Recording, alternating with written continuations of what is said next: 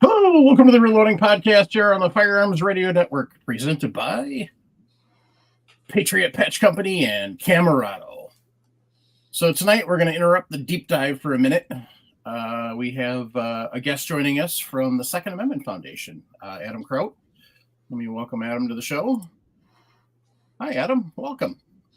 Hey, thanks for having me. Absolutely. Thanks for making time to be able to come. I know you're really busy right now. So yeah, no, my pleasure. So I know that Second Amendment Foundation's now, is it 50 this year or was it 50 last year?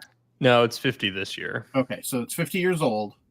I'm kind of probably a little more familiar than a lot of people, given the fact that I've listened to Tom Gresham for the last 25 years.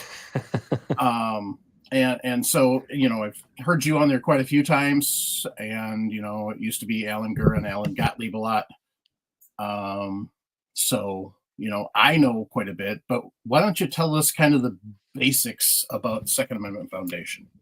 Sure. So the Second Amendment Foundation was founded in 1974 by Alan Gottlieb. And I guess for any of your viewers or listeners, he's the short dude with the bow tie, very you can pick them out of a lineup, that's for sure.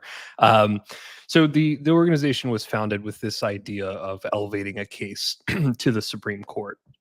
So in the early years, back when it was founded, you didn't have any real Supreme Court or jurisprudence on the Second Amendment. You could cite the Miller case in the 30s that dealt with short barrel shotguns, but that was really kind of it. And let's be honest, it didn't really talk about the Second Amendment the way that it has been recently.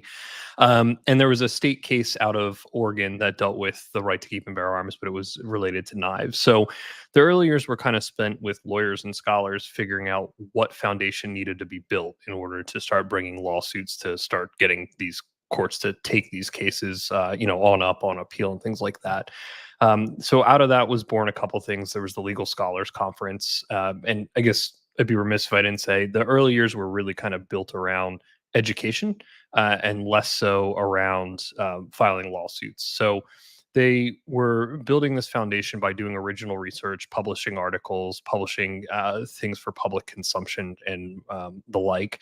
And really, if we kind of just fast forward to the 80s, so you get the Legal Scholars Conference back in the 70s, shortly after the organization was founded. And actually, one of the interesting things was a lot of the theories that were put forth the following year, I think after the inaugural one, they invited a lot of people from the other side of the aisle to kind of like peer test it to see where weaknesses were, and then went back and found solutions to those problems. If we fast forward to the 80s, you get the Gun Rights Policy Conference, which is a joint program between the Second Amendment Foundation and its sister C4, the Citizens Committee for the Right to Keep and Bear Arms. And that was a gathering of lawyers, scholars, activists, individuals who ran state groups, other national groups to get together and figure out different strategies, share information, things like that. Pre-internet, getting in person was really the way to communicate. You also get some of the first lawsuits that the organization filed, and I think there's two that are notable to talk about real fast. The first was a challenge to then Mayor Dianne Feinstein's total handgun ban in San Francisco, which we won. And there was also another lawsuit brought against a town in Connecticut that I never remember the name of, where it was the same thing, total ban on handguns, and again, SAF won. Get into the 90s, there's some more litigation, but really where things kind of, I think, elevate is 2008 with the Heller decision. And that's where I like to tell people the world really began as it comes to Second Amendment jurisprudence. So in 2008, you get Heller. Heller was not a SAF case, and it was not any other major gun rights group's case either. So just want to be very clear about that. But the attorney who litigated the case, Alan Gurr, SAF hired him. And the day Heller was decided, where the Supreme Court said, Second Amendment, it's an individual right untethered to malicious service. You have a right to keep arms in the home. It also talked about bear. And it explained what the test was for Second Amendment challenges. The day that was decided, Second Amendment Foundation files what becomes McDonald versus City of Chicago, the second major decision that the Supreme Court issued on Second Amendment stuff. And that's why today we are able to sue all the states and local municipalities that violate the Second Amendment. So really that's kind of that's certainly our crown jewel. We've been involved in over 260 lawsuits since our inception. That includes cases that we filed, cases that we funded where we were not a party to the lawsuit. So an example of that would be there's a series of prohibited persons cases coming out of the Third Circuit. So in Pennsylvania, is where they stemmed from. And SAF funded those challenges, and ultimately those were victorious as well. And if I recall, Alan Gura also litigated those. And then we also file amicus briefs in other people's cases where we have something to add to the conversation, and certainly in support of their position. Because at the end of the day, while it's nice for SAF to win cases, we want to advance the Second Amendment. And if that means by helping out others in the space, we're happy to do that because ultimately we all win. So over 260 lawsuits since our inception. We have over 55 active lawsuits right now. And the educational component of the organization still exists today. The Gun Rights Policy Conference still happens on an annual basis. The Legal Scholars Conference is less frequent, but it still does occur. I think the last one was not this past year, but the year prior. And as you know, the executive director here, one of the things that I'm looking at is building out the organization, educational space in the organization a little more. I think there's a pretty big opportunity there to help inform the public about the Second Amendment, its importance, and a good understanding as to why people should care about it. So that's kind of it in a nutshell. Okay. So if you can kind of flesh out what an amicus brief is, because we hear that term thrown a lot. But not a lot of people really understand what it truly does. Sure. Yeah, and that's a great question that sometimes I forget that not everybody understands the things I'm throwing around here. So an amicus brief is what's known as a friend of the court brief. They're filed by individuals or organizations that are not parties to the actual lawsuit at all. And essentially the purpose of them is to add information to the record for the court to consider, and it's usually in support of one party's position or another. Generally speaking, the way the easiest way to think about it is when you're briefing a case in front of a court, there's all these rules. There's you have the federal rules of civil procedure, and then you have the local rules for whatever court you're litigating in, and then even the judges have rules. But among those rules are page or word limits. So you only get a certain amount of space to say what it is you have to say. Sometimes you can get it, expanded, but not always. And so a lot of times the primary party won't be able to fully address an issue as much as they might like because they have to cover a whole bunch of things. And that's where amicus briefs come in. Typically, the parties will coordinate with the groups that are filing amicus briefs to say, hey, this particular issue here, I can touch on it, but it'd be really great if you expanded on that and really delved into this in detail. And then that allows the court to look at that information and still consider it. And the party who's litigating the case gets the benefit of freeing up word count to address other things that maybe is, better suited for them to address versus an amicus to the lawsuit. All right. Thank you for all that. So GRPC, Gun Rights Policy Conference, that's in San Diego this year. It is. How does somebody find out more information if they want to attend? Sure. So you can go to our website. It's saf.org. And at the top, there will be a button for GRPC. You can click that. All the information that you would need to know is there. It's September 27th through the 29th this year at the Marriott Mission Valley in San Diego. And it's free to attend. I think that's important to point out. We don't charge an admission to it. Currently, I'm working on the agenda, but we're trying to frame it this year so that the speakers are a little varied from years past and kind of change the flow up a little bit. So it's not just, a constant barrage of speakers all day. One of the great things about the event is it's a good chance to network, and it's a good chance to meet some of the people that are actually kind of on the, I hate the phrase, but on the front lines of Second Amendment issues, whether it's litigation, research, even dealing with the legislature, the state group representatives, and the people who run those groups. So it's a great way to meet people in the space that are putting in the time and effort to ensure that all of our Second Amendment rights are protected across the country. All right, thank you. Yeah, and it travels every year. Yes. So last year was Phoenix, I think. Yes, it does travel, and I guess I'd be remiss if I didn't mention if you're unable to attend in person, it does stream live, and then I believe the video will be posted, after the fact on YouTube as well. So you can Yeah. certainly still consume it if you can't make it in person. Yeah, you guys do an amazing job on that, getting that out and getting that broken down into the speakers and stuff. So that's awesome, newer edition Yeah. of that. So, but yeah, that's kind of cool. Um, so Supreme Court just ended, Mhm. and I'm not going to talk about the cases they decided on because those have been beat to death already, especially Rahimi. So, but the three that were GVR'd. Mhm. What does GVR stand for, and Sure. why is that important? So let's talk about how a case gets to the Supreme Court. Will you file a case in the trial court, a party wins or loses, they appeal it. It goes to a circuit court. There's 13 different circuits in the United States, really 11 that we care about because the other two deal with nuanced issues that aren't at play here or aren't generally controlling. Um, when a case is decided or brought before a circuit, 99.9% of the time, it's heard by a 3-judge panel at first. There are rare occasions where a court may hear it en banc, which means as a whole. The distinction is important because when a case is decided by a panel, if the court, a party petitions the court to hear it en banc, or the court on its own in some instances decides it's going to do that, that court as a whole can overturn the 3-judge panel. So there's a potential for a second bite at the apple at the circuit court. Assuming either way, either you get your second bite and lose, or you just lose and you want to appeal to the Supreme Court, you file what's known as a cert petition.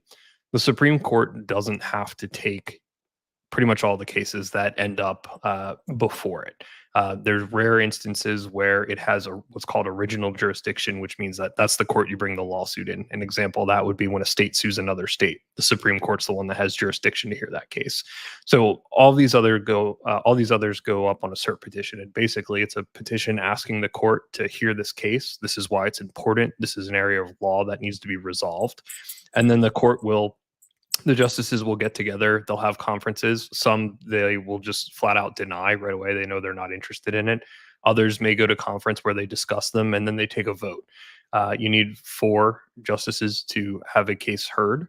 And so if they vote to grant cert, that means the Supreme Court will hear it. And that's what happened in like Rahimi and Cargill this past term. When they GVR it, what that means is they granted cert, they vacated the lower court's decision. So in this case, one of the appellate court's decisions, and then they remanded it back to that court. So in this instance, for the 3 cases you're talking about, you have Range coming out of the Third Circuit that deals with an individual who was prohibited under 922G1 for making a false application for food stamps. It was a misdemeanor of the first degree, which triggered the federal prohibition, and he was then prohibited. He brought a challenge to that. The other was Antonyuk out of New York, which challenged New York's sensitive places law post-Bruin. And then the last one was Daniels, which came out of the Fifth Circuit, which was another prohibited persons case that dealt with marijuana, 922G3 prohibition. Anyway, so the point of this being is that they all filed cert petitions. The court granted cert in all those cases. It threw out the appellate court's decisions, and they remanded it back for proceedings consistent with the opinions they just released. In this case, the relevant opinion that matters for this was Rahimi. Now, I don't know why Rahimi has really any bearing on the sensitive places case. They didn't change the test that applies to Second Amendment challenges, so that remains the same. And Rahimi was about prohibited persons, not places. The other 2, I can see maybe an argument for it. Certainly, like it dealt with prohibited persons, so okay, fine. But you're looking at particularly with Range, and an individual that there was no finding of dangerousness, which was certainly an element of Rahimi, and he wasn't temporarily deprived of his right to keep and bear arms by virtue of a restraining order, which in theory could be resolved at some given point. He was permanently prohibited based on what he was convicted of. And then if you look at Daniels, same thing, permanently prohibited. permanently prohibited, so there's no temporary aspect of that. And the dangerousness, okay, maybe I know the government has put forth evidence in prior cases dealing with challenges to 922G3 and marijuana that marijuana users are dangerous. So I guess maybe the court wanted the Fifth Circuit to look at that again, but range is kind of an outlier in that regard, and certainly the sensitive places. But anyway, that was a really long way of saying what grant vacated remand means, or GVR. Yeah, but you also gave the background on the case and kind of what, why that happened the way that did. And that's important for people to understand, that just because it makes it to the Supreme Court, there's not necessarily, it's not black and white. There's a lot of contributing factors to what happens. Mm-hmm. And post Bruin, they GVR'd a couple of cases too, one of which was our challenge to Maryland's assault weapons ban. And I think, certainly from a standpoint of what Bruin talked about, as far as the topical, not relevant, but it did reiterate what the test that was spelled out in Heller was. And I think that was certainly pertinent for the Fourth Circuit to understand and consider, given they made up their own test more than once. Right. So. Now, wasn't Bruin also about sensitive places? So Bruin was really about carry outside the home, right? And it clarified, because it didn't establish. Heller established that there was a right to bear arms. It clarified in very great detail that there is a right to bear arms. As far as sensitive places, it does talk a little bit about them. And what Bruin did say about sensitive places was a couple things. First, you can't just say Manhattan itself is a sensitive place because there's a ton of people here. Like, doesn't matter, don't care. The second thing was it identified 3 specific places that were likely sensitive places, those being courthouses, the legislature, and polling places. And it declined to expand further as to what else might be a sensitive place, at least by name. The argument that's been advanced by individuals on our side of the aisle is that, well, if you ignore polling places anyway, those have a common trait, and that is that when you go into a legislative assembly or you go into a courthouse, there's armed security. And by you temporarily giving up your ability to carry arms, the government is providing, in fact, armed security for your safety. Now, we can argue all day as to whether or not it's effective, but that's kind of beside the point as far as how the court's looking at it. So it does talk about sensitive places in that regard, but it really declined to kind of lay out what exactly, how broad this goes. So what happens post Bruin, as we all know, or most of us know anyway, New York is the first to pass a law that says, okay, people can carry guns. We have to give them permits. Fine. We're just going to make everything a sensitive place. And they did. Parks, sensitive place. Malls, sensitive place. Restaurants that serve alcohol, even if you're not drinking, sensitive place. New Jersey, carry in your car. Can't do that. So the states, there were several of them: New York, New Jersey, Maryland, California, that kind of went hog wild post Bruin, and now we're suing all of them, and we're litigating those cases to determine exactly what is a sensitive place. And that's where we are today, unfortunately, with some of this stuff. And that definitely needs to be determined, because if you've been paying attention to what's happened in New Orleans since the 4th, literally the New Orleans City Council decided to open a school in a police precinct. Yeah, they got problems with that one. Yeah, big problems. They can call it what they want, and this is where devil's in the details. Yep. They can call it whatever they want, but when you look at how the legislature defines certain things, it's not going to stand. It's not a school. No. So they can say it is, but right. not a school by definition. No. And that's it's one of the things I learned very early on. You got to look at what the definitions say, because sometimes there's an out there, and the common parlance is not actually how something is defined. But yes, it was certainly an interesting attempt at creating a very large swath of gun-free zone area. And my understanding was that covered Bourbon Street, if I recall. And the French Quarter. That was the whole entire idea behind it, because they wanted to make that a gun-free zone in the first place. Yeah, and I think the damage is kind of done anyway, to a degree, because the people that have heard about it, unless they hear news otherwise, they're just going to assume that they can't carry there. Yeah. now there's a number of nuances with that. I was actually talking to somebody who's from that area and very well versed in Louisiana law earlier today. But permitless carry and school zones, the federal law doesn't. There's no exception in the federal law. If your state says Nope. permitless carry and you end up in a gun-free school zone, you could be prosecuted. So Yeah. ignoring the not guns school zone Right. in New Orleans. Yeah. So,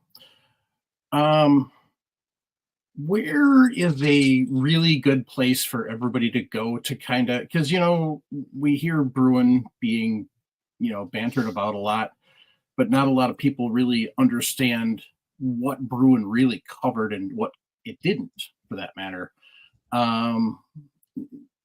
They really hammered down the text history and tradition, but there's a lot of other things that it doesn't necessarily cover like some people think it does. So where's a good place that people can go and kind of get, obviously, to try and read through the whole decision? Most people, myself included, are going to go, eh? So, but I know there's a lot of good synopsis out there. Where's a good place for somebody to go to find that? That's a tough question. Okay. I'd be lying to you if I told you I knew. I could tell you that there is one place you might want to look, though, since I no longer do the legal brief. Right. If you check out Four Boxes Diner on YouTube, Mhm. Mark Smith, he probably has a pretty good, I would imagine, post-Bruin breakdown like shortly thereafter, and then probably a couple of follow-up videos. And he's a lawyer. He's smart. He's cited to by a number of courts for his various articles, and I think he has a couple of law reviews as well. So Mhm. he would probably be a pretty good source for that information. That's where I would start.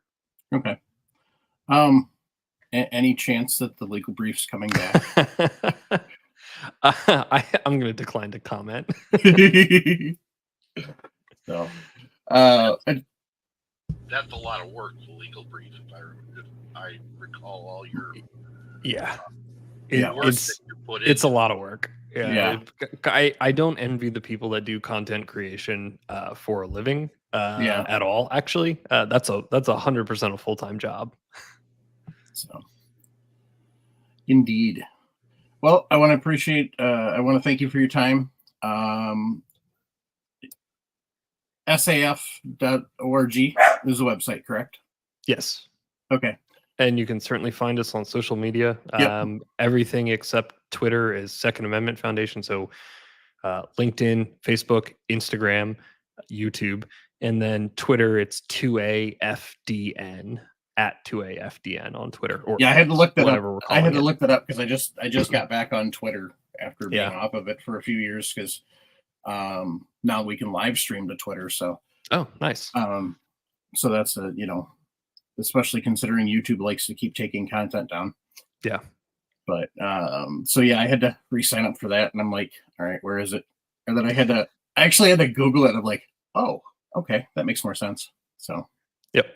But so yes. No, I greatly appreciate the invitation to come on and chat with you guys. And as I was telling you before we came on, I also do reload, so your listeners can know that I actually do gun things as well.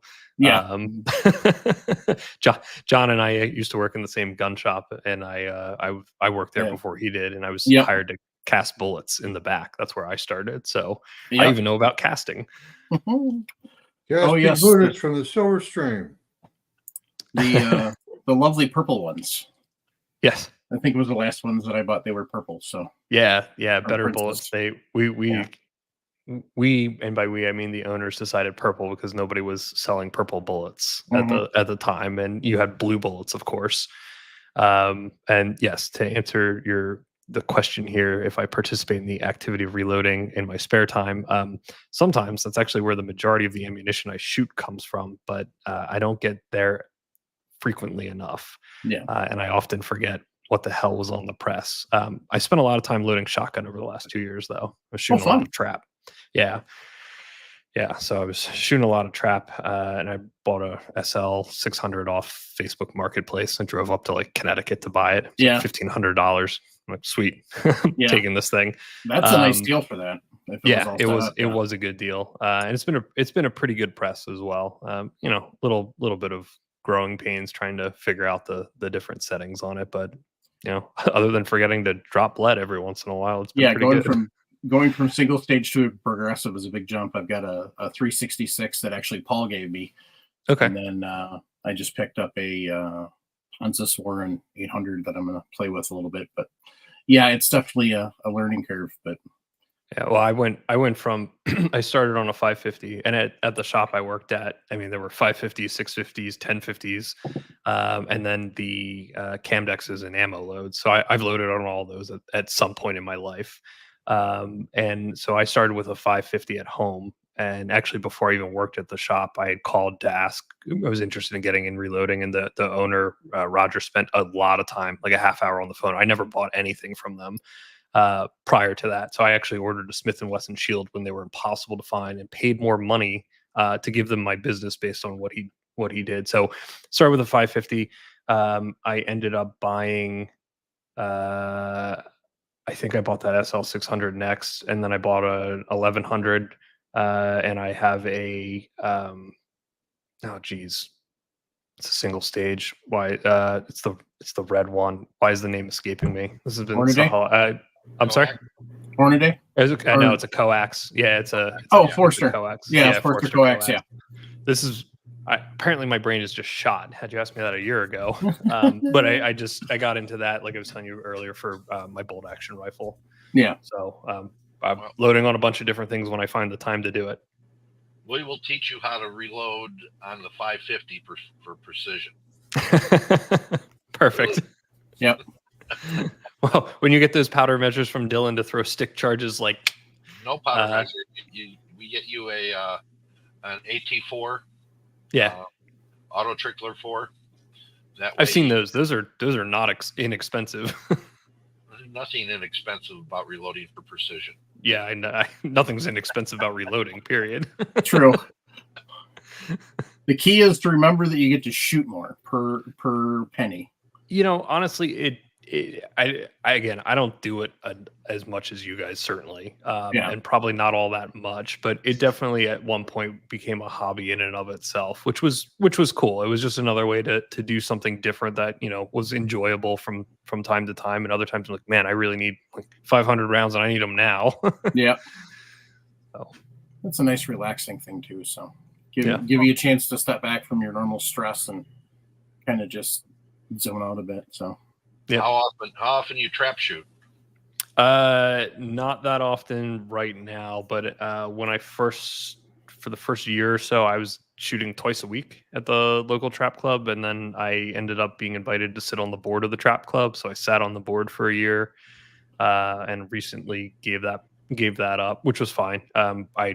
They really needed somebody who would be there more, and I totally understand. Like I would want my board members walking around the club talking to members as well. So I don't think I've shot trap in probably 4 or 5 months at this point. Been a while. Gotta get you out there. Gotta get you out. Oh yeah. That's that is a very perishable skill. Oh, I believe me, there were times where I was shooting great, and then I'd go up to go up the next week, and it was like, wow, have I never done this before? Alrighty, awesome. Sir. Yeah. Well, we will let you go. Thank you for coming on, and just remember, everybody, go to saf.org. You can kind of keep track of what they're doing there. Also, if you got a couple extra bucks, they definitely need it sent their way. What they do is not cheap, unfortunately. No. So, awesome. Yeah. Well, so, all right. Thank you again. I very much appreciate it, and certainly happy to come back and talk reloading sometime when I sounds good. More. Yeah. Well, when you got some time, we'll have to do that. Okay. All right. Thanks, Adam. Night, guys. Yep. Bye.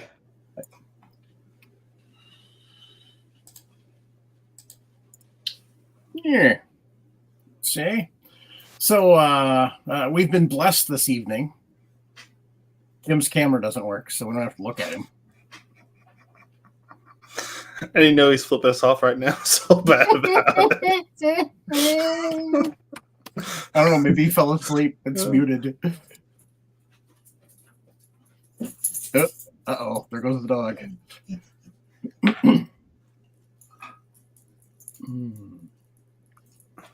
What are we doing, Paul? I haven't fallen asleep, and you're both a pair of shitheads. I'm waving, but you can't see it. I'm incognito tonight. We appreciate that.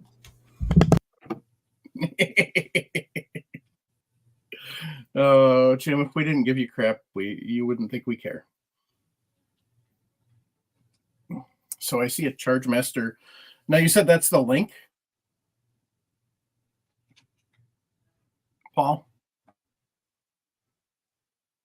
We lost Paul. So, yeah, just, like I said, I get a lot of, Tom Gresham has, the nice thing about listening to Tom Gresham, it's 4 hours a week. You can listen on 1.5 easily. So it's definitely worth a listen. He covers a lot of different topics for a lot of different things. He talks a little bit of reloading every once in a while. But he has a lot of industry people on, whether it's firearms manufacturers, he has SAF on, he has GOA on, and he just had NAGR on talking about all the cases they're doing. And you can kind of keep track of a lot of this stuff. But if you're in the San Diego area that last week of September, go to Gun Rights Policy Conference. Not only do you get the free knowledge, but usually they have books that they're handing out too. So it's just an amazing time, an amazing event. And if you can't, then like I said, like he was saying, they stream it live, and then they also afterwards break down all the video by speaker and stuff. So it's really a great thing. So Nick, what you been up to?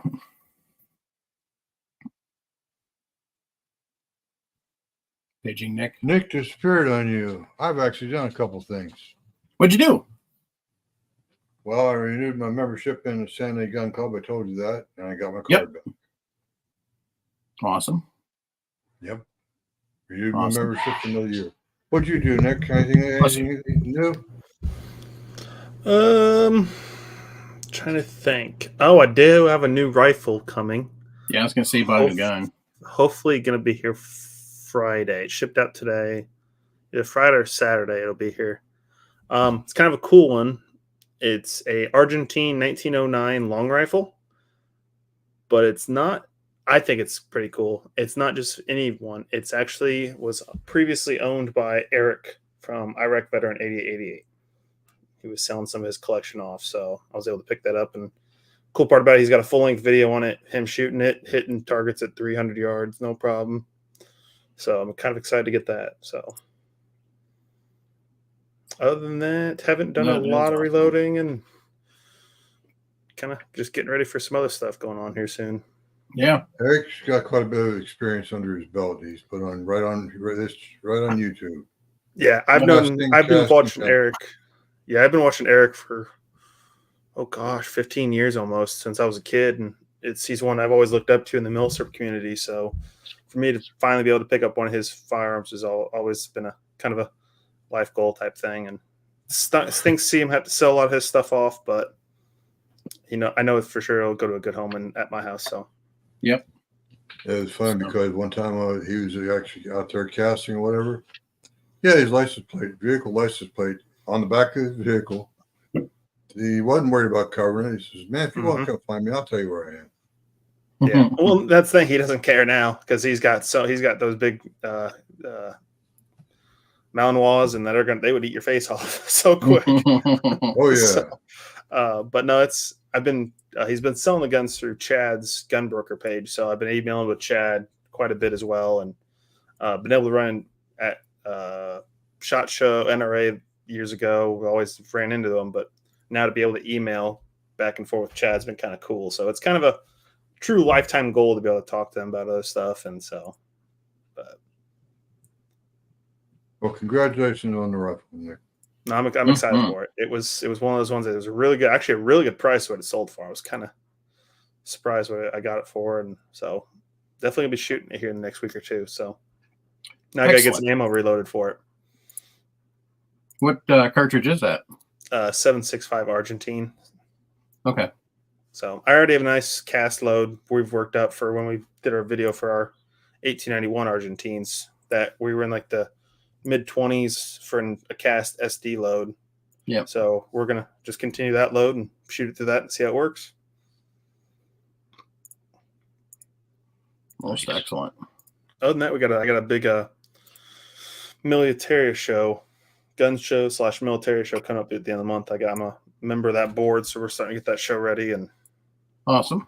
That's gonna be crazy. And I got some friends coming in from all across the country coming into town for the show, so I'm kind of excited to hang out with those guys for the weekend and see some very cool, odd stuff you don't get to see very often. Like, we have people that come in that do nothing but Marlin displays, Ruger displays, Winchester displays, Savage, anything you can think of. And there's pretty much any rifle you can think of, you'll see here. So, and it's nothing but the old stuff. Nothing new. It's all old wood steel. So Nice. Awesome. Nice. You don't mind, Mike? I just saw something I did this evening. It's Yeah. very important. It may not be exactly what you want to hear, but I did a little childproofing today. We're having company over the weekend, and there's going to be a 7-year-old boy with us. And, well, let's just say I separated the ammunition from one firearm. I moved to fire another firearm out of his reach. Mm-hmm. That's an important thing. It's because, a lot of times. Go ahead, Mike. A lot of times, I don't have kids in the house anymore. You don't have kids in the house. Nick is the kid in the house. Big kids, I understand it. So, you have your firearm security isn't necessarily what it was when you had kids in the house.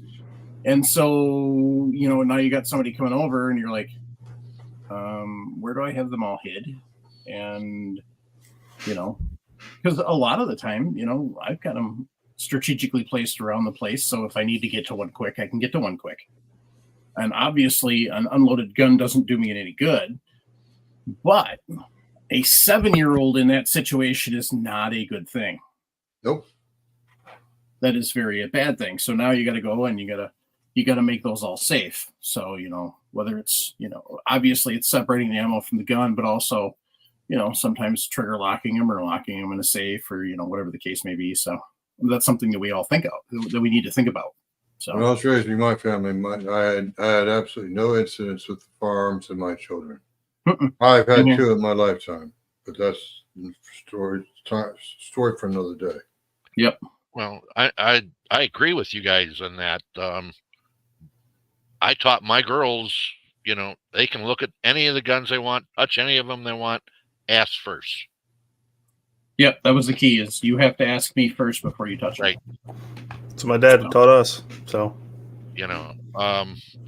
nephew came over one day and I had a high hutch.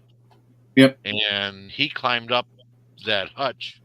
And as I walked into the room, he was grabbing a .38 caliber revolver. Mm-hmm. And I had him put it down. He got a swat in the ass. And as well he should have. Right. But he was 5, okay? And we had a little discussion about that, after that. And he's turned out to a pretty good and safe firearms handler now. Yeah. But it took a little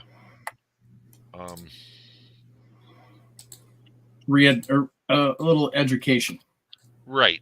Yeah. Eddie Eagle kind of stuff. Eddie Eagle kind of stuff. But they, when I went to school, they taught it in school. Yep. Heck, There when was- a lot of us went to school, it used to be you could take the firearm to school, put it in the cloakroom. At the end of the day, go and shoot in the school basement, shoot rifle league, some small bore rifle league. Yeah, that was pretty common. So you know, there's still a few schools in Wisconsin that actually still have the rifle ranges. I think there's one school that actually still uses the rifle range. which is unusual. It's up north. So, as anybody who spends any time in Wisconsin knows, anything above Highway 8 is its own little world. So, and that's where the school is. It's above Highway 8. So, But yeah, no, safety is important. absolutely. And little kids, especially because they're not yours, it's even more important. Oh yeah, absolutely. I've had, I knew my great nephew was coming over, and so I had to, do some stuff before he came over. So, but his mom knows that she needs to, warn before he comes over, because he is moving around all the time. So, and there's a couple of them that I had out that I don't have out anymore because he does come over. Thankfully, they keep him upstairs. That's the nice thing, having a split level. But I also prepare and plan for him roaming the house, because let's face it, he's 2 and he is fast, and they don't always pay attention. So 2 is dangerous. 2 can be, very dangerous. So, all right, before you start, Paul, let's talk about Patriot Patch Company. So Jim can't show off his patch this week because, he doesn't have a working camera. So this is July's. Reason is the reason for the season. So, as I say every month, Patch of the Month Club, you get the patch, you get the sticker, and you get Ryan Cross's rough draft. So, so here's the awesome patch. You've got a snake going around it, which, is common for the, don't step on me or don't tread on me. You've got, trying to look at and see what the guns are. It looks like there's a Kentucky long rifle, and then it looks like a modern sporting rifle there. So, and then you've got a guitar going up through the center. So, another awesome patch. So, I want to thank Jake and Ryan over at Patriot Patch Company for sponsoring, being a sponsor for the show for so long. Make sure you swing over patriotpatch.co, check out what they got. I've actually decided that I've got a whole drawer full in front of me of all the patches and stuff. And, oh God, what the hell? Hang on, I'm trying to tell him. Hang on. Make it go away, I'm scared. Make it go away, I'm scared.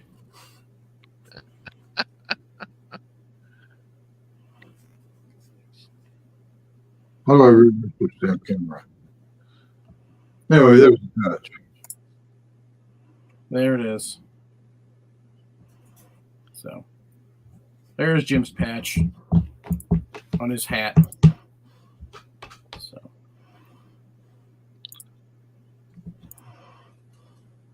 all right.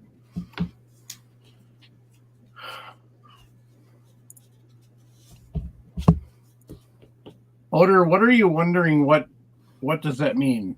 Sorry, non-English, but what does that mean? Are you talking about education on firearms and everything, or safety, or what? I think you or mean, are you wondering about the "Don't Tread on Me"? So we'll wait to get some clarification on that. So, are you sure you might not be talking about my patch? Treason is the reason for the season. yes. Okay. So treason is the reason for the season. So the July patch always has to do with July 4th and Independence Day. Independence Day exists because of treason and firearms and citizens owning firearms. So So that's the thing is America doesn't exist without treason, because it was treasonous to stand up against the king and the king's rules, and the taxation that Parliament was passing down, all that. It wasn't necessarily the taxes themselves that was the issue. It was the fact that we were being taxed as subjects would be in England, but we had no representation at Parliament to have a say about the taxation. So you hear a lot of things that, your forefathers were fighting about a 2% tax, and here we're at 35. Well, yeah, we're overtaxed and we need to do something about it.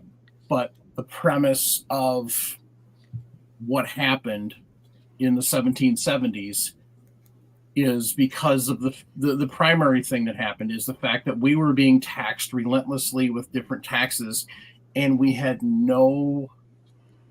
there was nothing that we could really say about it. We could talk to the colonial governors, and then the colonial governors could send a letter, and Parliament could read the letter or throw the letter away. There was no representation in Parliament, and that was the big hinging issue. So that's why the phrase "no taxation without representation." So, and I'm sure there's probably Revolutionary War scholars that are listening to me going, "You're a freaking moron." So if that's the case, send me an email, reloadingpodcast@gmail.com, and continue to educate me. So, I'm always willing to learn more and more and more. I know there's a whole bunch of reasons, but I'm just clarifying the taxation reason. So. And the treason is the reason for the season is because we went against King George, and we went against the ruling at that time, and said, no, screw you. We're going to start our own country. So one little thing I'd like to add to that is to Mr. Sigerson is he has to understand us Americans use slang quite a bit, and we use quite a lot of colloquialisms like taxation without representation. That's a perfect one of the original colloquialisms America coined. It's just part of the English language. Yep. Well, American version of the English language, I should say. Yep. Speaking of, I forgot to show this off because I forgot where I put it, but I got this for GunCon. So, didn't you get one, Nick? Yep. Okay. It's with all the patches and stickers that are downstairs on the counter. So everybody, a lot of people know that Sean Heron owns the Firearms Radio Network. Well, he created a new YouTube channel, and it's Dangerous Freedom. And so I got one of his stickers that's got the Camerado behind it, the Alpine. So I just wanted to show that off. I found that because I finally remembered to look for it in my bag. So anyway. All right, Paul, take it away. All right. We are going to charge cases today. In order to charge cases with electricity? Yeah, we're going to use 240 and arc,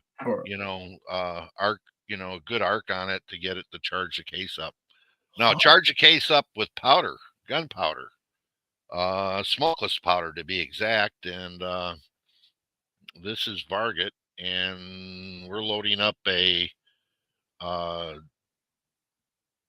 308 case for target, and it's a load that I've been using for quite a while with a 155 grain bullet, and so it's 43.7 grains of Varget, and I want to show how I would go about it with what you guys most would have, which would be some type of electronic scale and powder thrower. And I switch then to a A&E EJ123 and use a Hornady electronic powder trickler to get where we're going to go, where I want it to be at. And we're going to measure the load out to 0.02 of a grain. And the RCBS scale will only measure to 1/10 of a grain. So we have to put up with that and then try to get it trickle up to the charge. Now I could do this with my AT3 Auto Trickler 3, and it would be a lot easier, a lot less involved in it. But the prices at the time I bought mine was around $900, and this setup here right now you can get for about $600. $350 for the A and D scale, and $250 for the RCBS link, and it's another $30 or so for the Hornady trickler. So I'm trying to keep this into a reasonable price range of, instead of spending, I think it's the AT4 is now close to $1,200 with the A&D 120i scale. And so the first thing that we do is we take the pan off, and we're going to calibrate the scale. Now, I use their weight for 50, which I've checked, but I use my own weight that I have for their 100 gram weight that they're calling for. And we're going to double check then to make sure we're on, and we are. That's 1,543.2. It's really 100 grams is 1,543.235 grains. So that's a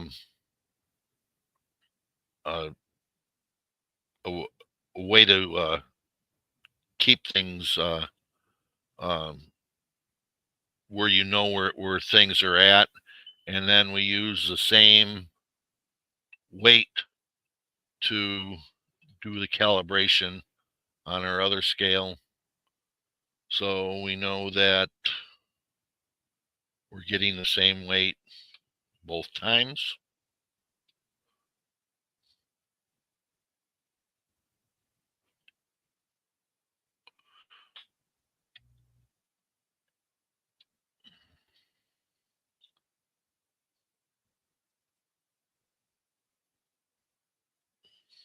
And when it goes to end, it means it's been zeroed.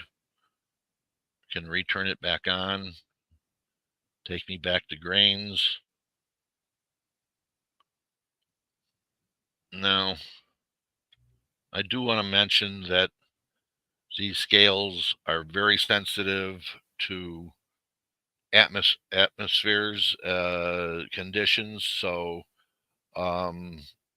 changes in humidity, changes in barometric pressure, and changes in temperature can all affect the scale. And the other thing that can affect the scale is any breezes that are blowing, air conditioning, anything like that. It will throw this scale off very quickly. So we got those where we're at. We're going to take and 43.6 and hit go.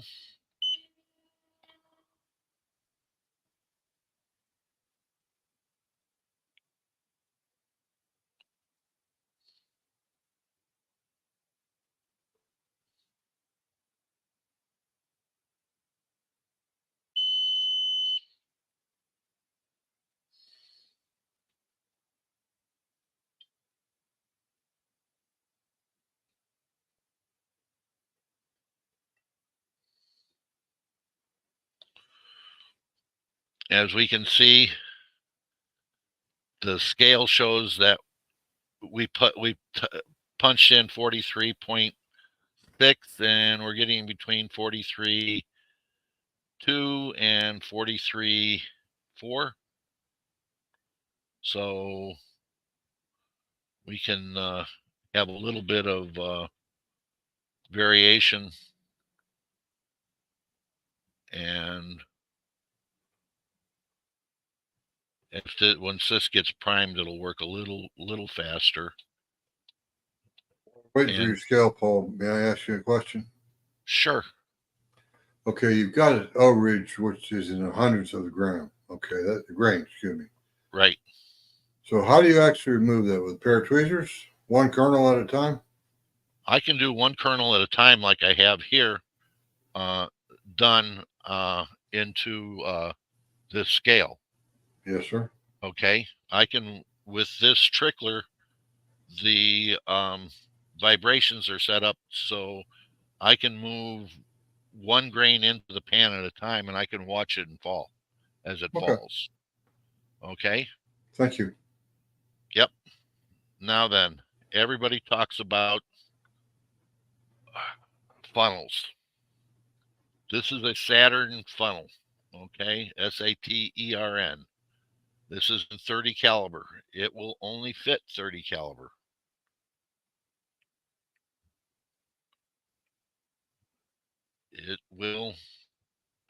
It has a lip in there.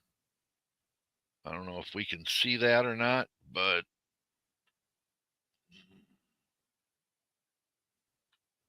there it is. Yep. Got a nice lip in there, so it holds the and make sure all the powder goes into the case. One thing nice about the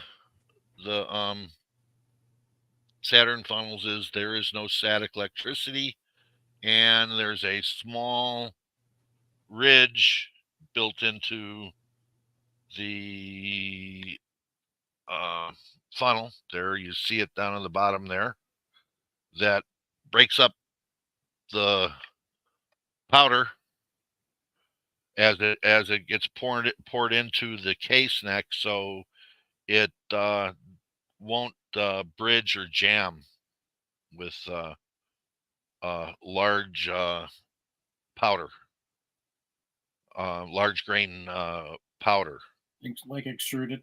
like extruded powders. Yes. Nice. So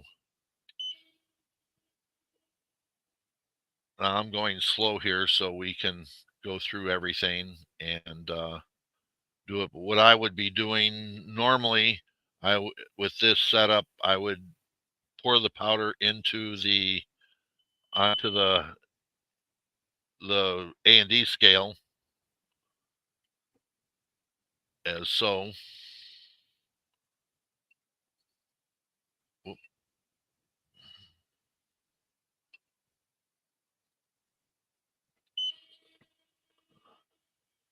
Hit that, and then while that's doing that,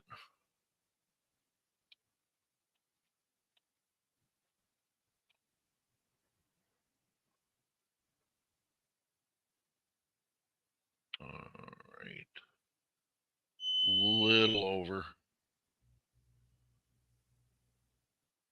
just so you know.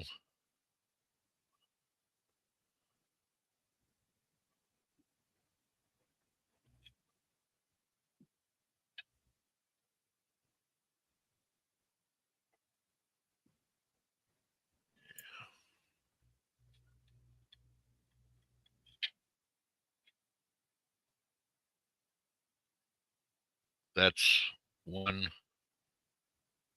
kernel of powder. Sweet.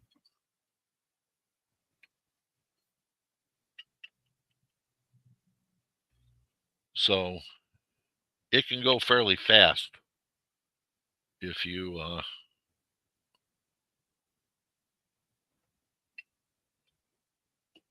do it like this.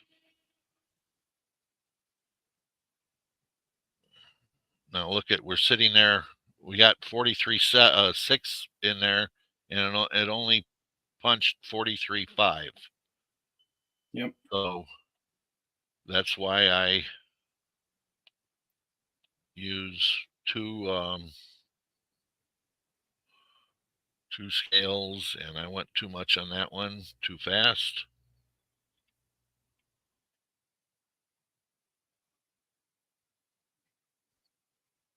$43.7.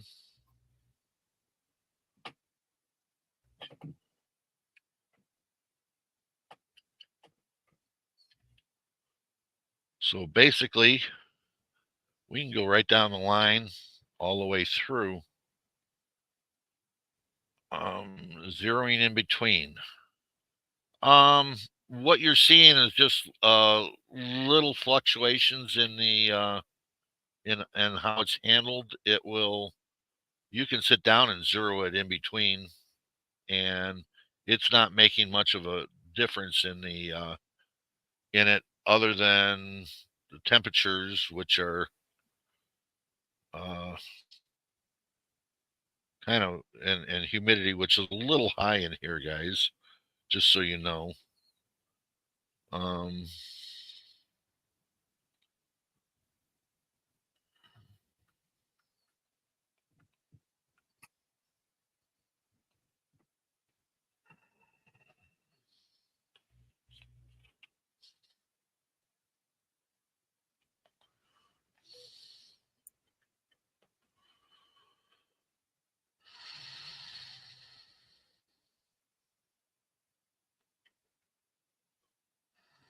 So right now it's setting at 75 degrees in here. And since the show has started, it has gone up it started at let's see, there's 7 o'clock. It was 71.7. So we've gone up 3.5 degrees, and it'll affect the scale. Just that, without having, and I'm not in ideal conditions here. So just trying to get you to understand that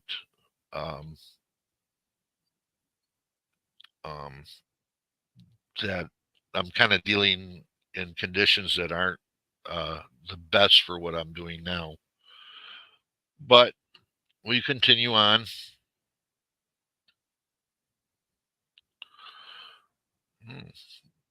There again, we're at 6, but it put out 7.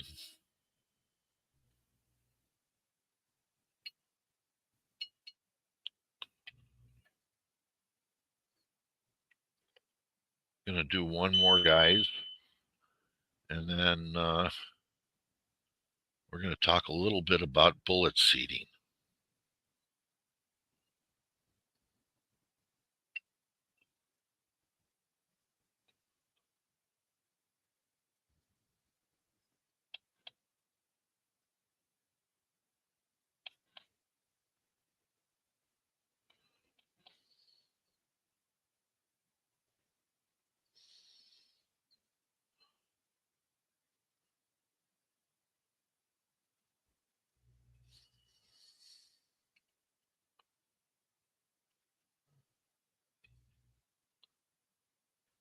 All right.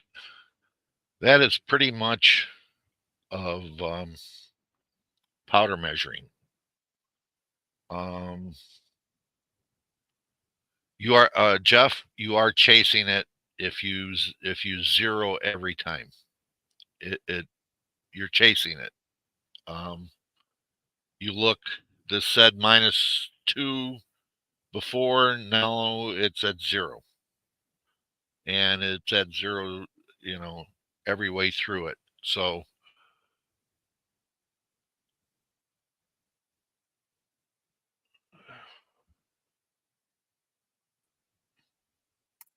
sorry, I went to try and unmute. So basically, it's just a case of paying attention to what the scale says and doing simple math when needed. it isn't so much. It isn't so much simple math. It's the scale is sitting there saying, okay, I feel a little bit of draft or whatever, but it really is zeroed. Okay, you're not moving 5 or 8 eight hundredths of a grain. You're just moving up or down, Okay. 200ths or maybe 400ths at the most. But if you get larger swings in there, and with air movement and everything else, you can get larger swings. And so if your scale is in the hundreds and you're getting drift on it, just understand your conditions that you're loading in. Check to see your environmentals, where they're at and what's happening with them. So I keep a weather meter in my room when I load, and that goes to my phone, where, let's see if I can get that in here, where I can record things. Let's see. There we go. We're at 75.4 right now. 75.3 is the latest, and we're at 8:08 p.m. we were at 75, and it's 75.3 now. So there's some variations that are going on in the atmosphere here. So there will be things that you're going to have to take care of in zero, and double check with your weight that you have. Don't have it here with me, but if you have check weights that you can divide up to get to, like this is 43.7, and you can put 43.7 in your pan to double check, do it. Okay, that's going to be more accurate than any of the other ways of doing it. But if you're seeing drift or anything else, you can put it in. If I put it in now, I know that it would, the way it is, it would read my charge weight of 43.7. You can also go in, put your weight in, and it's going to show it's off by 200ths of a grain, but we were at zero. We're light 200ths, then we're at zero.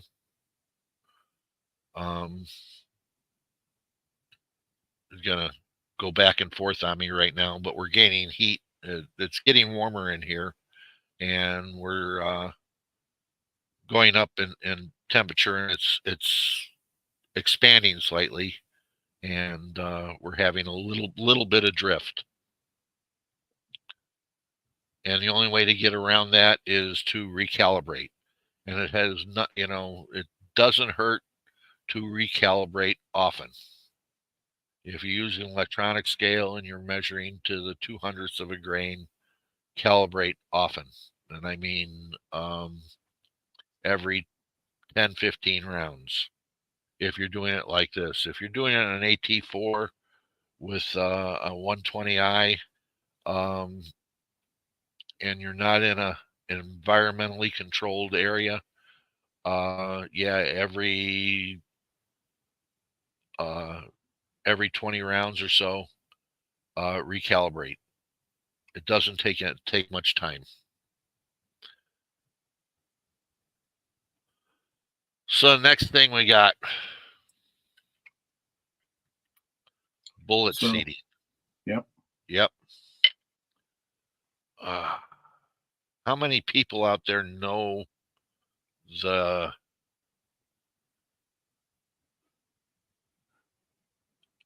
yes, Oder? Exactly. if you had saved time, and if time is money, AT4, Super Trickler, any of those out there, there's a new one on the market now. Yeah, go that way. Bullet seating. How many people know their throat on their gun? Jim? What throat? My rifle doesn't have a throat. I have a throat. Okay. What is the distance from the base of the cartridge, for the neck of the cartridge, end of the neck, to where the rifling starts? Oh, that throat. That throat. Obviously, it's going to include the neck diameter of the case, a little bit of free bore, and then is it going to be a barrel rider, or is it going to actually engrave the rifling early? Okay. So if I take one of a 308 that I have, and I know the throat on that 308 was cut from the factory at 0.092992, I can take that and Well, excuse me, Paul. I have an important question to ask you. 0.992. You're talking about almost an entire inch. point 0.0992. Thank you, sir. Okay. Yes. So we're talking a little bit over 3/32 of an inch, which would be 0.093. So I can take. There you go, right there, Paul. That was Yep. 93, 94. Keep going. Yeah. Hold on.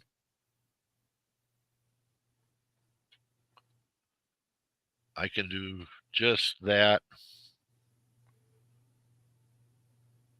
right there. Okay. That gives me where the bullet should sit in there. That's my free bore that I have.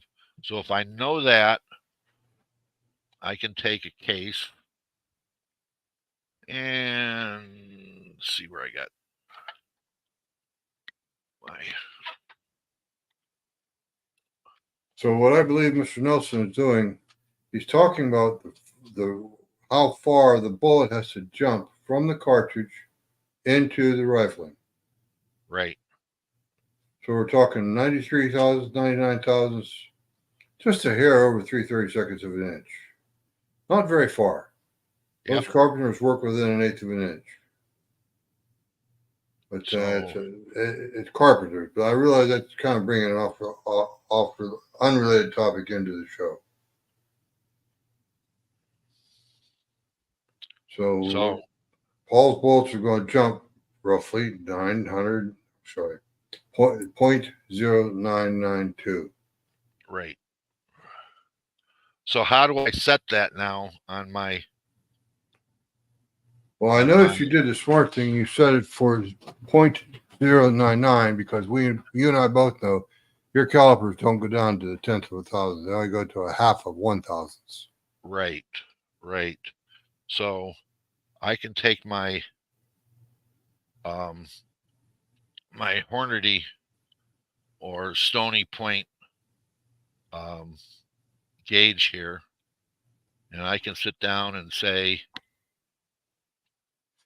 I put that in, take that right up to the case mouth, and put that in, and that's 2.009, and I know I want to be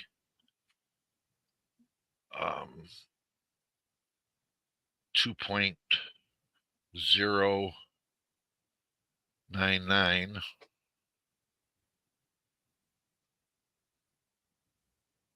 and plus 9, which gives me 21.8.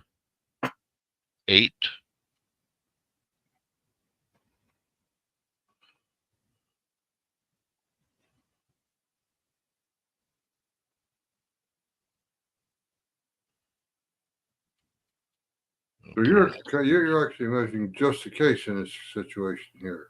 I'm using the case, the bullet, and the gauge to set my depth at one time. You'll have to excuse me, Paul. I may be smart ass, but you don't have a bullet in that cartridge. Sure I do. Sure I do. Just a minute. Yes, sir. I'll wait. I have now. I've locked it down here on the tail end, so it won't move. Okay. Okay. I'll take this off, and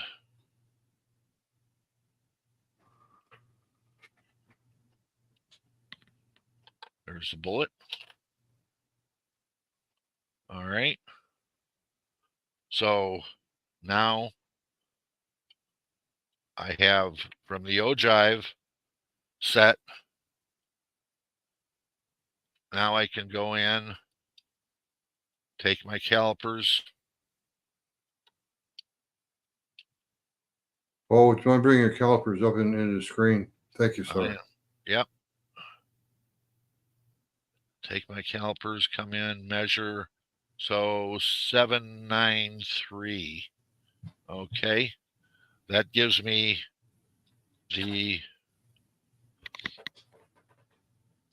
my measurement to the lands, right? No, what I saw you measuring just now, 2.793, was the COAL. Right. But that gives me what it is to the lands as far as when I use the bullet comparator. I got you. I know what you're saying now. Okay. So in other words, that's when the ogive actually meets the rifles, right, lands and grooves. Right. On that particular bullet. So if that bullet is like a soft point bullet or even a round nose bullet, that measurement may not be exactly correct. Right. So I've taken it. I've got a lockdown on this, so I can measure where I'm at and what I need to be at, and then I take a 308 case that's been sized. I cut a groove in it here. I see it. Okay. I've cut a groove in it. So I can squeeze it a little bit. Now let me readjust the camera a little bit, guys. I was going to say, with this next split like that, you ain't going to have any bullet tension to speak of. No, but I got enough to hold it right now. I follow you.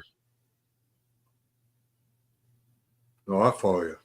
You know I'm right with you, Paul, but I'm also playing devil's advocate too. Oh, yeah.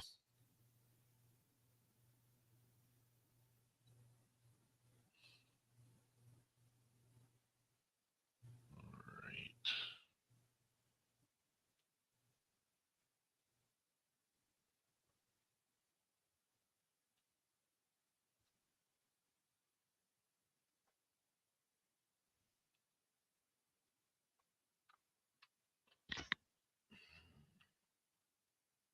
So I can take this, not seat the bullet, put it in, and I'm using a Forester micrometer seating die. I'm going to just quickly seat the bullet here.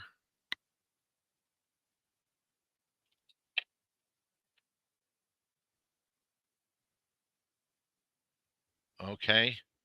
I am right now on the money as far as the tip with it set, but I have no bullet jump.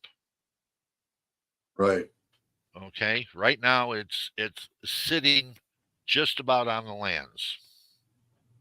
So what do we figure for bullet jump? Where do we start? Well, you said for the rifle you work with, your ideal bullet jump was .0992. Well, we're at that right now. That's with this at the lands. That's .0992 at the lands. So we need to add in something for bullet jump. And if we go 5 thou,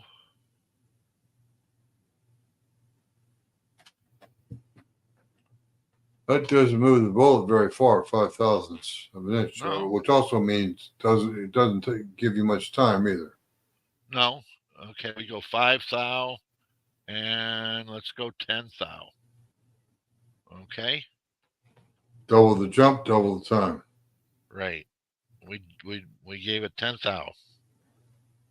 So I'm gonna take it, reset it.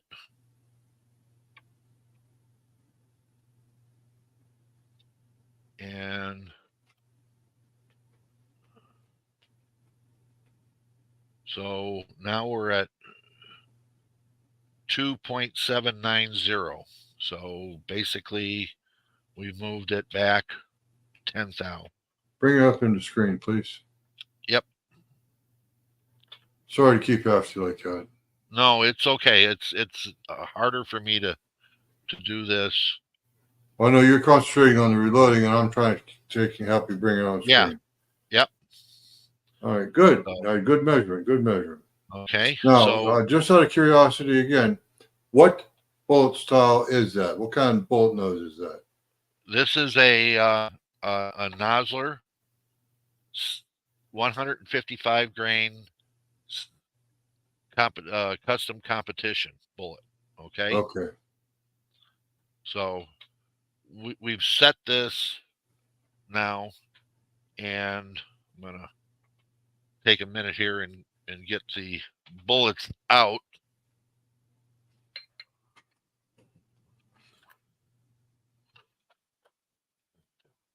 Been a busy day today. I hope it was a good busy for you, bud. Yeah. Doctors came back pretty good. Good. So that's all we need to hear. Keep on going with the reloading because you're about to see some bullets there, aren't you, mister? Yep. Yep. Now the one thing that I haven't done to these bullets that I normally would do is to Trim the metplat. Trim the metplat and point the bullet. All right. And the reason for it is let's see what we can do here.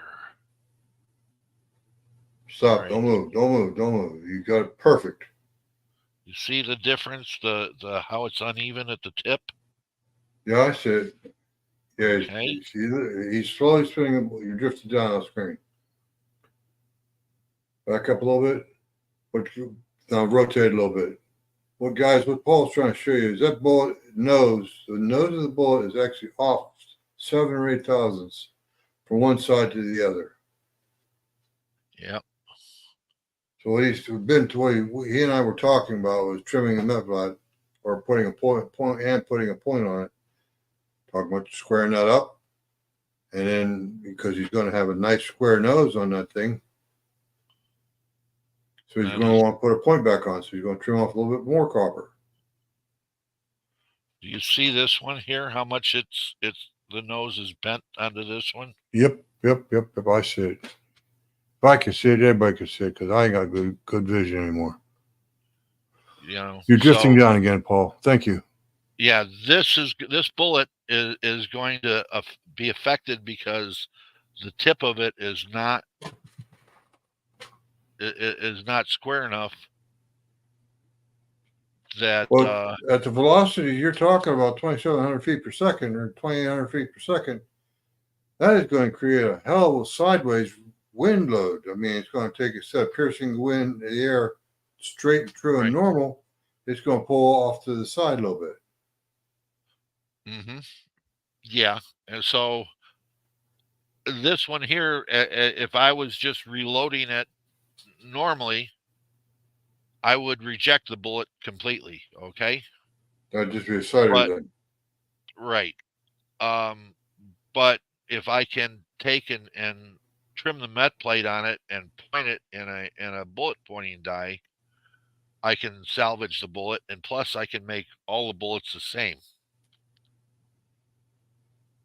So that's the difference in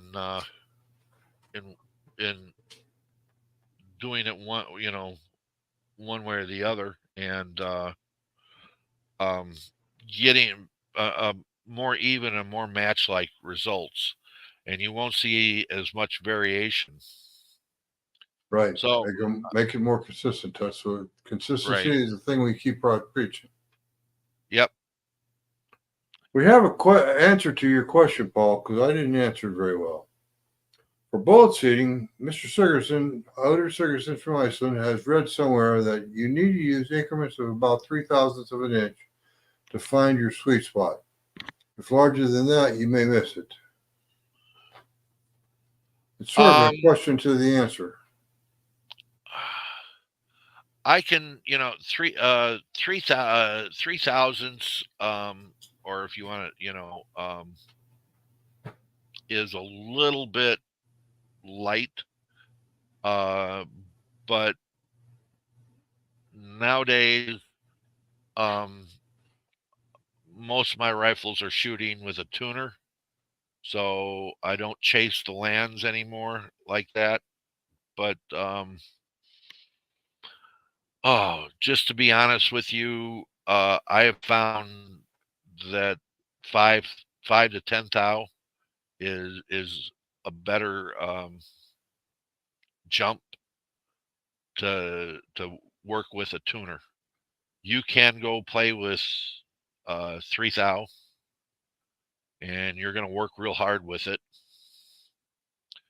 But 10 thou is a little bit easier to work with, and your pressure signs and that are going to be a little bit less.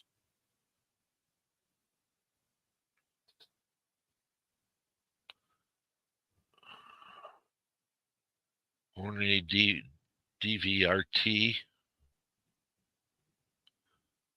DVRT, guys, what's that? I'm not sure. Hornady. Don't use Hornady bullets, but there goes another sponsor. Yep. Sorry, Mike. I think we've chased them off as a sponsor, I don't know, 3, 4, 5, 6, 700 times. Oh, okay. So I didn't right. realize it was that often. I come down, I seat the bullet, come back up, turn it 90 degrees, come down, seat it again.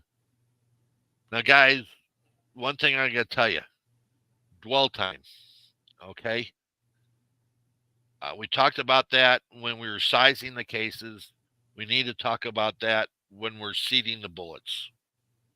You definitely have to give it just a couple of seconds there when it's down in order to seat that bullet. You just can't do one of these numbers. It's way too fast. Way too fast. Give it some dwell time.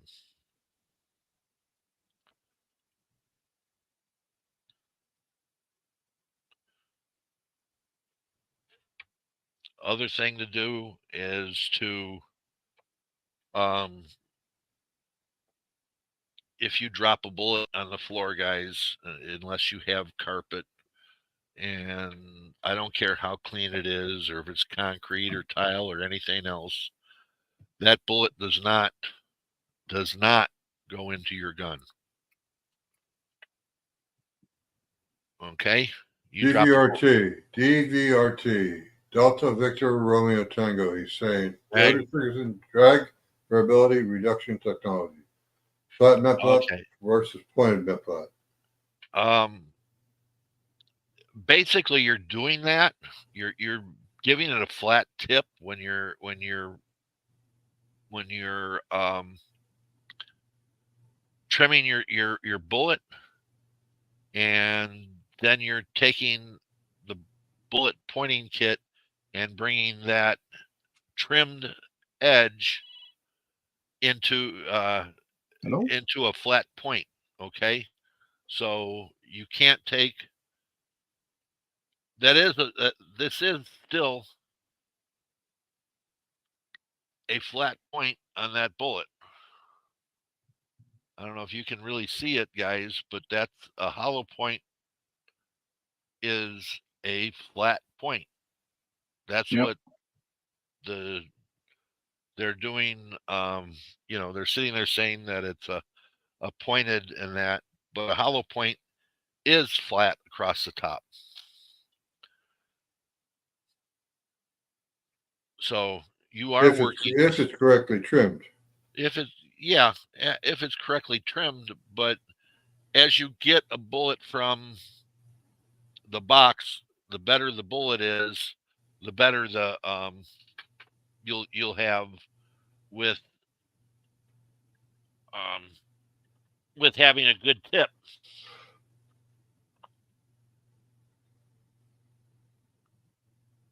Here is a 125 grain spear hollow point. Nice square nose on it. Has a nice nose on it. Here's another one. Has a nice square nose on it. That's pretty. And those are cheap bullets, okay? They're $130 for 500. For a varmint bullet, they work out really nice for close range stuff. But you sit down with a bullet where you're spending, $300 for 500, and you're getting bad noses. So it's more work for you, and you have to spend time. But then again, sometimes that's all you can do. I'm a big user of Sierra's 6mm 85 grain boat tail hollow point. Game King. Game King is not the same as their target bullets.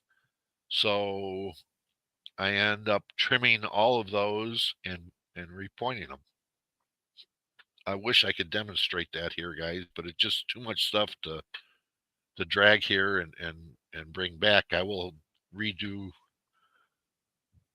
that part of the show when you get home, Paul. Yeah, I will redo that once I can get done with all my doctor's stuff and everything else here, guys. So, it's something that that needs to be dived in deeper than what we're doing now. Yeah. But the other thing I want to talk about is your selection of your seating dies. Do you want to do that next week? Sure. Because it's 8:40. All right. Not a problem. Not a problem. All righty.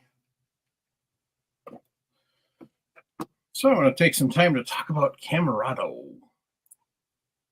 So as I showed off earlier, I showed off the lovely sticker that I got from Sean that has the Alpine Camerado pattern.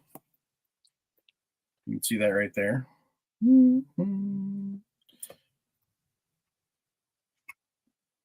Black and white camo, huh? Mm-hmm. On the patch. Oh, sorry, it's Raider, not Alpine. My bad. Yep, so he's got the Raider camo, which is the snow camo. This is the original, which is Warden. So, And then there is Sunspear, which is kind of a desert camo.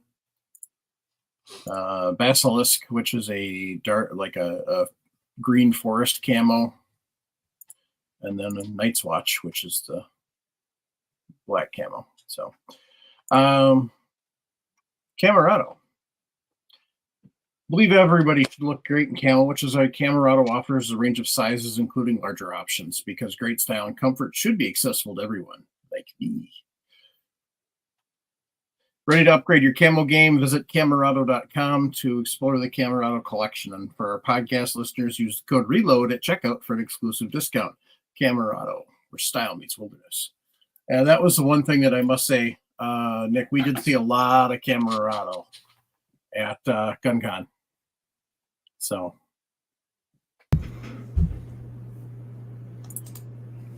but what's your favorite pattern, Nick? Probably the I can't remember what it names it. The multicam black version. Night's Watch. Night's Watch. That's probably my favorite. Yeah, because it all really blends in real well with each other. Some of the multicam black you see it kind of pops more. Like I know my backpack over here. Let me grab it real quick. Yeah. I like the Basilisk, which is the green. I really like that. So I'm gonna have to get me some of that for turkey hunting. Like this is my everyday backpack I use. It's the multicam black. It actually blends in pretty well. Yeah. So that's just a truck bag that I use a lot of stuff in. And so like this is why I take the SHOT Show with me and can hide the stuff in it easy, and it's a huge bag, so I can fill quite a bit of space with stuff.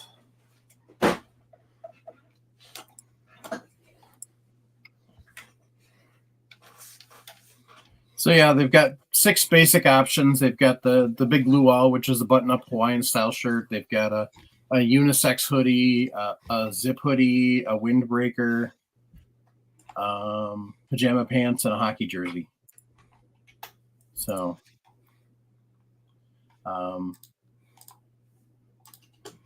those are the different options they've got there. So, the windbreaker only comes in extra small to 3X. Otherwise, everything else usually comes in 2XS to 6XL. So, I think I'm going to have to order me up a big luau. Give me a nice Hawaiian shirt. So,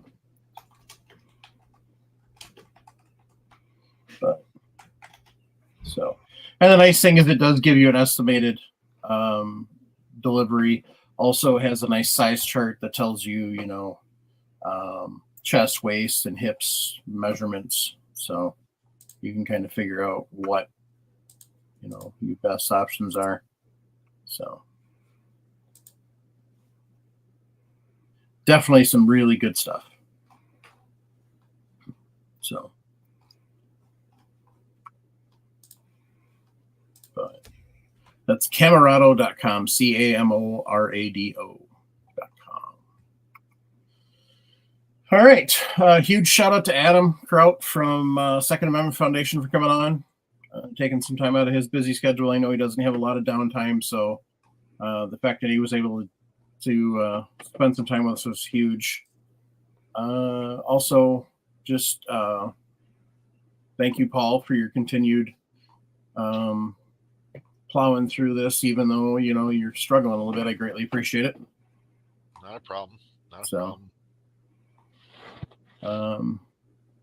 If you're not on Discord, get a hold of us. Discord's a pretty happening place, so lots of information, lots of conversations going on there. So we actually got my dad to join. So I know. Yeah, I couldn't believe that.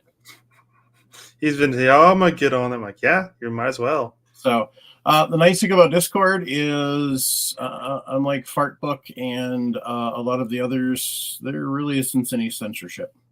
Nope. So, yeah, we can.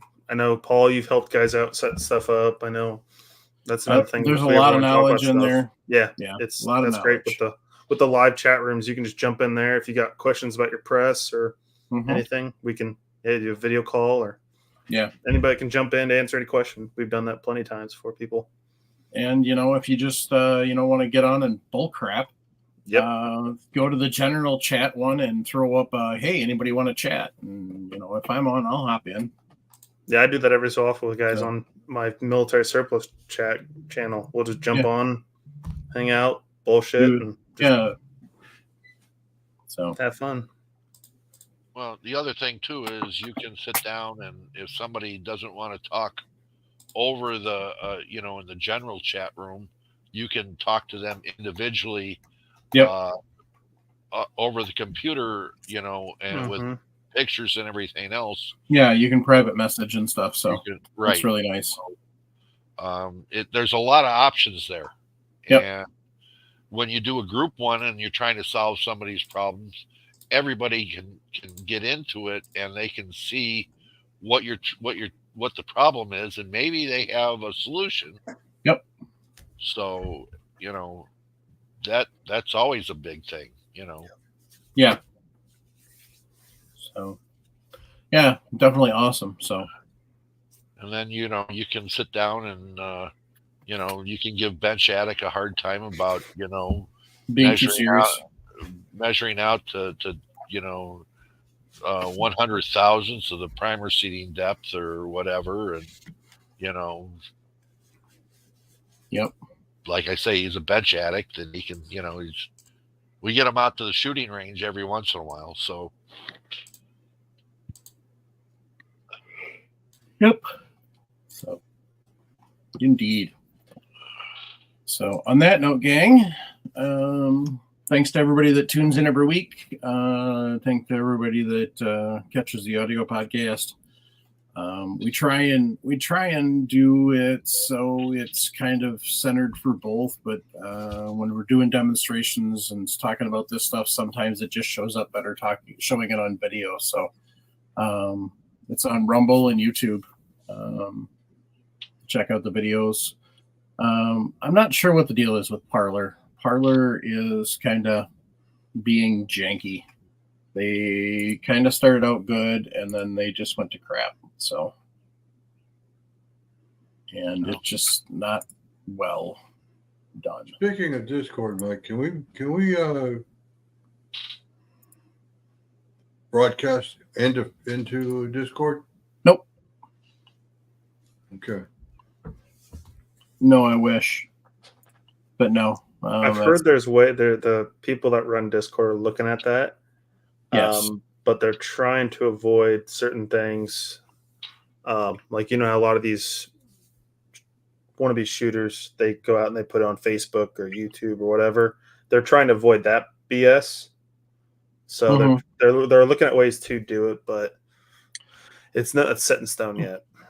See, the thing with Discord is they don't, unlike a lot of the platforms, they don't really do any micros. They don't do a lot of oversight, I guess you could say. They don't do a lot of babysitting. They don't really police content. I mean, there are we have on one of our Discord channels I'm on. I think we have 200 some members, and nothing ever changes. The only thing, we've had one situation where something happened, that some stuff went out that was just inappropriate, stuff like that, and the mods had to jump in and stop it before the bots that Discord has gets in and shuts everything down.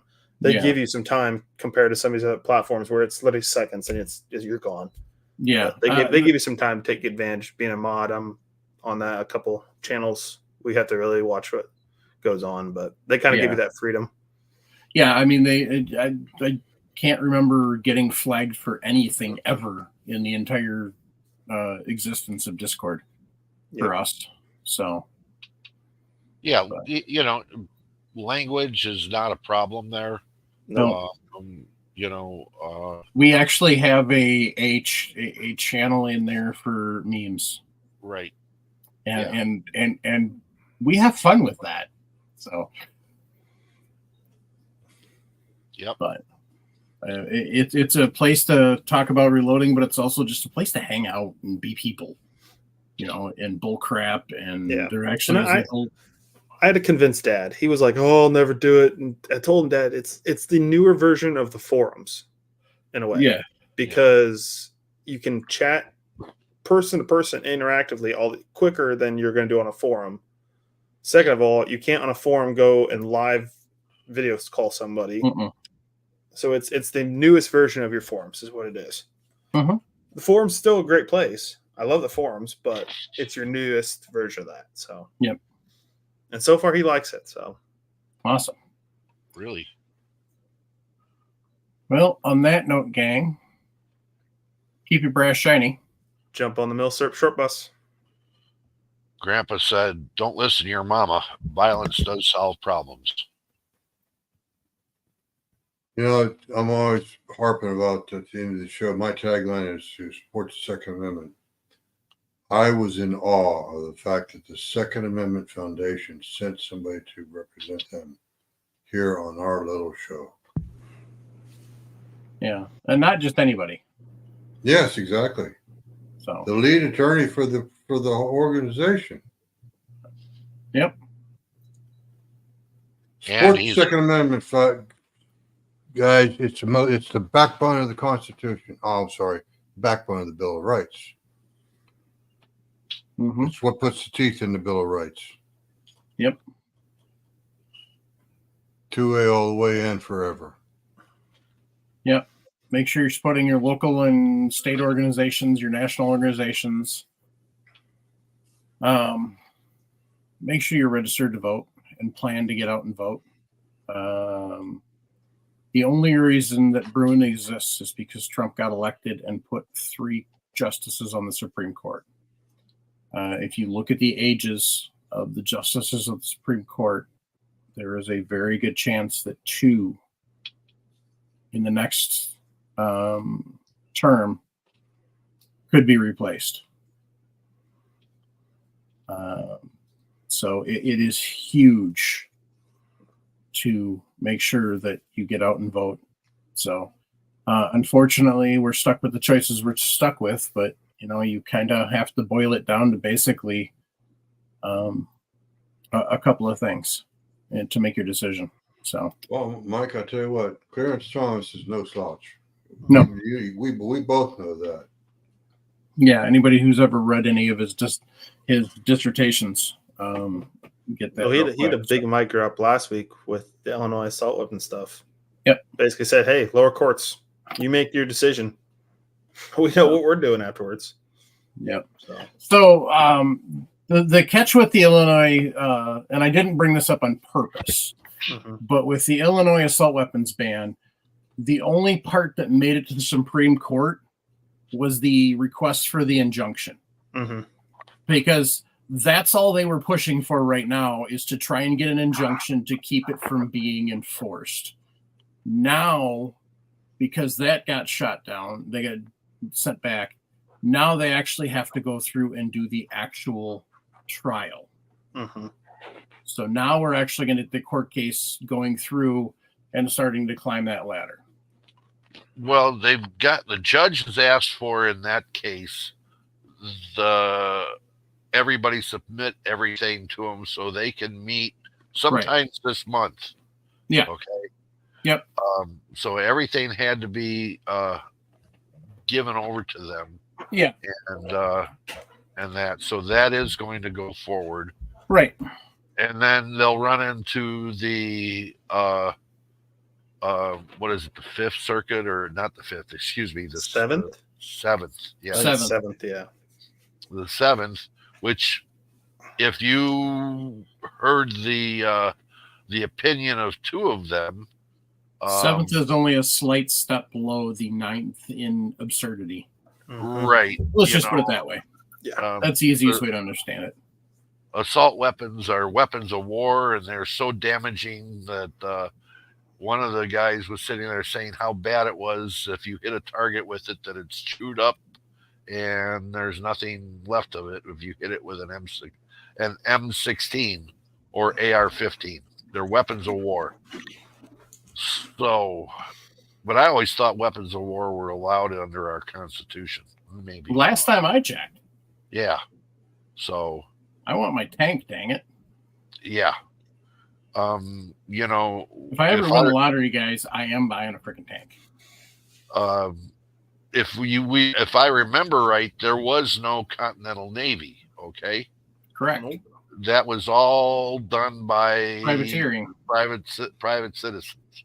Oh, I can never remember the letter. What was it? Thomas Jefferson wrote that letter to the ship captain. You can have your own cannon.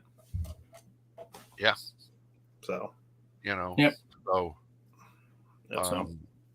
that's one of the things that that our politicians have forgotten. Yep. And, sometimes intentionally.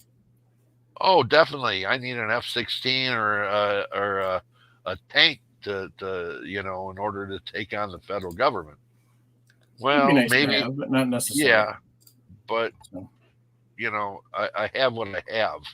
Yep. And at the last resort, when I need to do it, I want to have what I have. Yep. So indeed. And it was good to know that Adam was a reloader. Yep. So perfect for us. Yep. And we'll have him back on as a reloader at some time in the future. So right. Absolutely. So next week I won't be here because it's Fair Week. And 2 weeks, Tyler from Alpen's coming back to talk about his night optics. So, Ooh. But so yeah, Paul, you guys are going to have a nice, good, long conversation finishing up down the rabbit hole next week. Well, we pretty much got it done, but I think we'll do a. You got to talk about your different types of dyes and different seating stems and that. Right. Micrometer, not micrometer, why all that? So. Yep. So we'll get into that, and we'll have a fun show, right, Jim? Yeah. In the meantime, I've got to apologize for this damn webcam, and I've got to do something about it between now and next week. Oh, okay. Probably another Logitech. So. I know, Mike. I know. Believe it or not, I know what's going through mine. All right, continue with your 988. So, if you're struggling, 988-1-800-273-8255. Make sure you reach out, get some help. If you are current or retired military, military1source.com, because we all know here, those who serve or have served, there's a lot of different issues that come up that maybe not your average Joe walking down the street is struggling with, and your average counselors and stuff like that aren't necessarily prepared or trained for that. So you definitely need to get some specialized help for that. So make sure you reach out. We want you here. We need you here. Thanks all. Good night. Thank you. Good night, everybody.